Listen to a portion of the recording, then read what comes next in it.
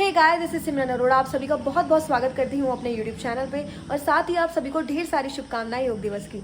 जैसा कि हर साल 21 जून को योग दिवस मनाया जाता है, जो कि हमारे प्रधानमंत्री श्री नरेंद्र मोदी जी के द्वारा पहल शुरू की गई थी। और हर साल इसको मनाने का जो मकसद है वो यही है कि योग हमारे जीवन के लिए बहुत आवश्यक चीज़ है, जिसे हमें अपने रोज़मर्रा की ज़िंदगी में लागू करना चाहिए। योग हमें सिर्फ शारीरिक रूप से स्वस्थ होना नहीं सिखाता, योग हमें 3 पूर्ण रूप से स्वस्थ होना सिखाता है। शारीरिक रूप से, मानसिक रूप से और सामाजिक रूप से। शारीरिक रूप से स्वस्थ होना शायद थोड़ा आसान है, लेकिन मानसिक रूप से क्या आप स्वस्थ हैं? शायद नहीं। कसरत, अच्छा खाना, ये सब हमें शारीरिक रूप से तो स्वस्थ कर सकते हैं, लेकिन मानसिक रूप से बिल्कुल भी नहीं। और शायद मानसिक रूप से स्वस्थ होने के लिए हमें सिर्फ योग ही मदद कर सकता है। कहीं ना कहीं शायद हमारे आसपास 10 में से एक बंदा मानसिक रूप से अस्वस्थ है, तो शायद हो सकता है वो आपके घर में भी हो। तो इस योग दिवस पे हम एक नई पहल शुरू करते हैं। योगा सिर्फ शारीरिक रूप से स्वस्थ होने के लिए नहीं, मानसिक रूप से स्वस्थ होने के लिए भी किया जाएगा।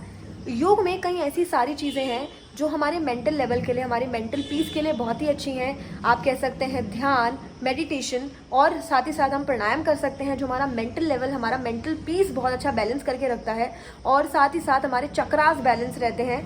तो अगर आप लोग योग को सिर्फ इस लेवल तक देखते हैं कि योग करने से हमारा शारीरिक रूप से हम स्वस्थ हो सकते हैं, तो आप बिल्कुल गलत हैं।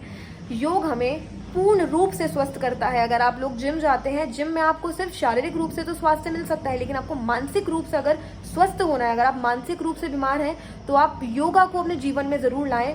और अगर आप पूर्ण रूप से भी स्वस्थ हैं, तो भी आप योगा को अपने जीवन में लाएं, क्योंकि योगा आपको बैलेंस देता है, चक्रास आपके बैलेंस करता है और आपके जीवन में पूर्ण रूप से सब चीज़ें बैलेंस रहती हैं। तो आप योगा को अपने जीवन में लाएं। और योगा के जो बेनिफिट्स हैं वो बताने से कुछ नहीं होगा।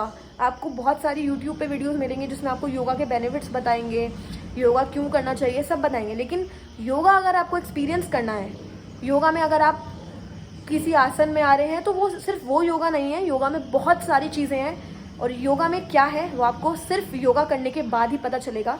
तो योगा को अपने जीवन में ज़रूर लाएं।